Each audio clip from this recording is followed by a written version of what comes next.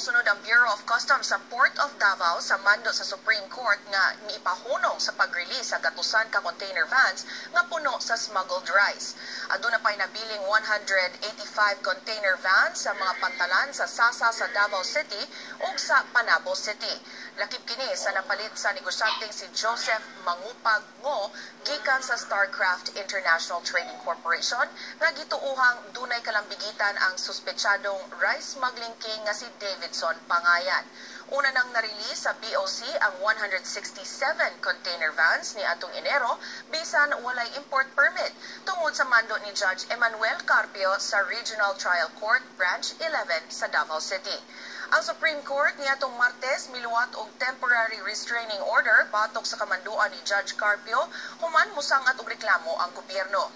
Gihatagan sila si Judge Carpio ug ang negosyanteng si Joseph Ngo ug napulo ka adlaw pagtubag sa reklamo sa kagamhanan.